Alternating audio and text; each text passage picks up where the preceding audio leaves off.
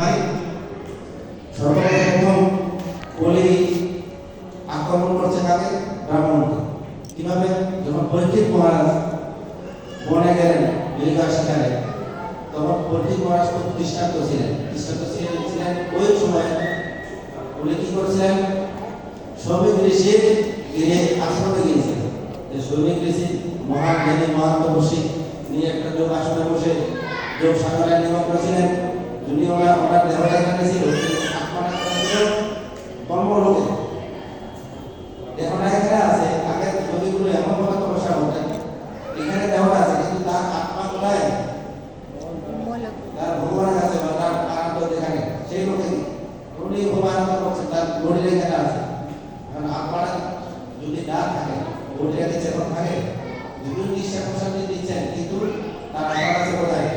একটা মানুষের কখন পরিষ্কার থাকে? যখন আত্মাটা থাকে, আত্মা বের হয়ে তাকে মৃত করে ঘোষণা করে, তখন তাকে কোনো সারাদিন ডাকলেও, তাকে কাটলেও, মারলেও তার সারা যেতে হবে। দেবপ্রেম বলেছিলেন, তখন পরীক্ষিত মহারাজ তার কাছে তৃষ্ণা নিবারণ করার জন্য জল চেয়ে যে হে মুনিব, আমি চক্রবর্তী সম্রাট মহারাজ পরীক্ষিত, আমি আপনার আশ্রমে এসে আপনার কাছে জল ভিক্ষা চাচ্ছি, আমার তৃষ্ণা নিবারণ জল রাখো। উনি কোনো সারা কোনো প্রতিক্রিয়া দিচ্ছেন না। তখন তিনি অবহেলা মনে করেন, নিশ্চয় উনি আমাকে অবহেলা করছেন। আর রাজা হচ্ছে কি? ভগবানের প্রতিনিধি।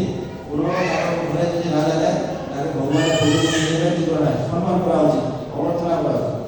সেই জায়গায় প্রতি মহারাজের একটু অহংকার উঠলে, সে যেহেতু রাজা, ভগবানের প্রতিনিধি, তাকে অবর্তনা করা উচিত। আর উনি কি করছেন?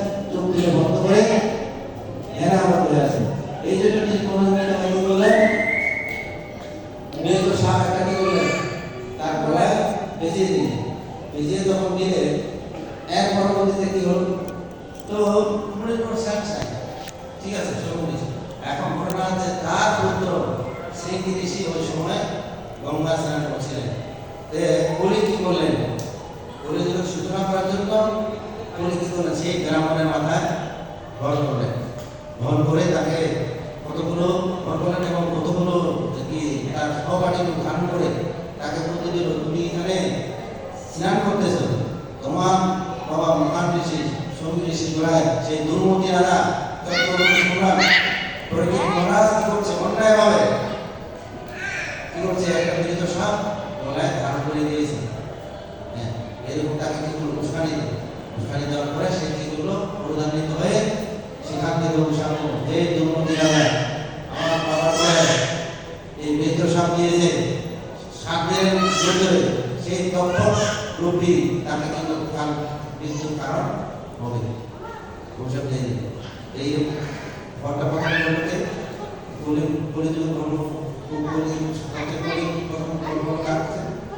ব্রাহ্মণের মানে এইভাবে কলিযুগ পুরুষের কারণে এই জাতিকে গৌরবের সৃষ্টি হলো। সৃষ্টি হওয়াতে এই সমাজকে অন্তর্গত রেখে মানুষ মানুষের উপর নির্ভরশীল। আগে এমন শাসন ব্যবস্থা ছিল, আর ব্রাহ্মণ এই সমাজে যারা ব্যক্তিত্ব আছে, যারা রাজা আছে, তাদেরকে এমনভাবে পরিচালনা করতো। সমাজে যদি কেউ অনেক কাজে যুক্ত হতো, তাদেরকে সমাজ থেকে বের করে দেওয়া হতো। এমনকি নির্দেশনা দেওয়া হতো যে এই ব্যক্তিগুলো বা এই পরিবারের সাথে যদি আজকে থেকে কেউ কোনো সম্পর্ক স্থাপন করে বা কথাবার্তা বলে, তাহলে তাদেরকেও সমাজ থেকে যুক্ত করা হবে। যেহেতু মানুষ মানুষের উপর নির্ভরশীল, মানুষ পশুর উপর নির্ভরশীল করে চলতে পারবে। এরপর এই যখন সমাজ খারাপ হয়ে গেল, তখন সে কি করবে? এখন অন্য যারা সনাতনী সমাজ আছে, ওই যে নির্দেশনা দেওয়া হয়েছে এই ব্যক্তিগুলোর সাথে কেউ সম্পর্ক রাখলে তাদেরকেও সমাজযুক্ত করা হবে। তখন এরা নিরুপায় কি করবে? এখন অন্য ধর্মে আর অন্য ধর্ম চিন্তা করেন, আমাদের ধর্ম জাতিভেদ নেই, বর্ণভেদ নেই, কোনো ভেদাভেদ নেই। সবার হচ্ছে একজনে হচ্ছেন কি সৃষ্টিকর্তা, একজন আর একজন। এইভাবে কি তারা সমাজযুক্ত হয়ে সেখানে গিয়ে ধরে ধরে যোগদান হয়। আর অন্যান্য নিম্ন সমাজ আছে, বিশেষ করে এই শূদ্র প্রকৃতি, বিশেষ করে শূদ্র দৃষ্টিতে আমরা বিশেষ করে দুঃস্থতা আছে। এখনো যত বড় উন্নত হোক শিক্ষা দীক্ষায়, এখনো আমরা কিন্তু তার বেদাতগুলো দেখি। করে জলদাস হয়, দয়া করে তা দণ্ডস্থ। আমি আমাকে চোখে বলতে খুব আমার পাটা লেখা তো, হ্যাঁ পূজা দিতে বলতো, আমি দয়া করে তা দণ্ডস্থ লেখছে, বলে খুব দণ্ডটা কেটে গেছে। আমি বলতে যে তার নিষ্ঠ লেখা, আমি বললাম যে তার নিষ্ঠ দণ্ডস্থ ভিত্ত বার্তা দিত, বলছে তার নিষ্ঠ হচ্ছে উচ্চ বর্ণের, আর দণ্ডস্থটা বলছে নিম্ন বর্ণের। বাবা দন্তস্ব তার বিষয় কিছু সংঘর্ষ পেতে গেল, হ্যাঁ দন্তস্ব কারণ এখানে খুব আপনি হয়তো জানেন এই কারণে যারা জলদাস, যারা এই ডম লুচি, এরা দন্তস্বটা ব্যবহার করে।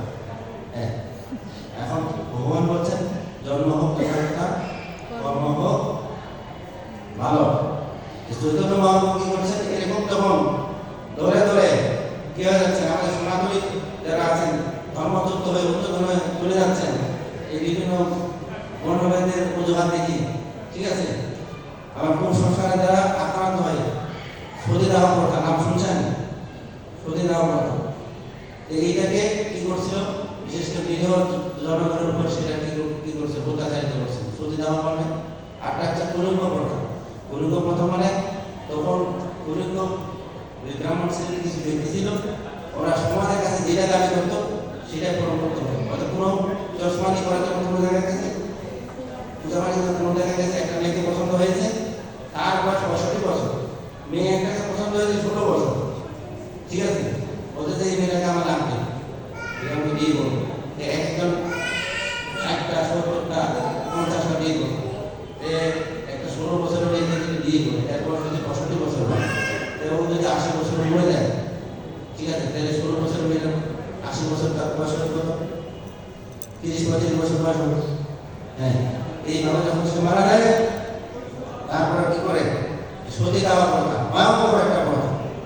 যতগুলো স্ত্রী আছে সতী দেওয়া মানে সহজ, কেউ যদি স্বামী সহ্য করতে না পারে, জীবনের সে বেঁচে থাকে অস্মরণীয় মনে করে যে আমার স্বামী বেঁচে নাই, আমার বেঁচে থাকার কোনো অধিকার নাই, আমি স্বেচ্ছায় যদি করে তাহলে সেটার কোনো আছে জোর করে। তখন কি করতো, সেই কথাকে অজুহাত করে কি করতো, এই নিরীহ নারীদেরকে জোর করে বেঁধে, হাতে পায়ে বেঁধে, যদি 60 জন স্ত্রী থাকে, বছরে যদি 50 জন স্ত্রী থাকে, সেগুলো আলাদা আলাদা চিন্তা করে সেখানে কি করতো, তাদেরকে জোর করে নামা করা হতো। এরকম কুসংস্কারের ভয়ে এরকম দিন বাবা এই সনাতন ধর্মে জাতিভেদ বর্ণভেদ আর কুসংস্কার জড়িত সনাতন ধর্মে থাকা যাবে না।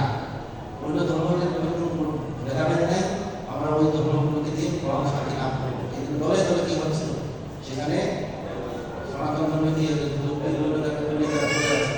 সেটাকে রোধ করার জন্য চৈতন্য মহাপ্রভু 550 বছর পূর্বে কি করলেন, এই কলিযুগের ভগবান শ্রীমান চৈতন্য মহাপ্রভু কি করলেন, এসে বৈষ্ণব ধর্ম প্রতিষ্ঠা করলেন। সর্ববাদী নির্মুক্ত,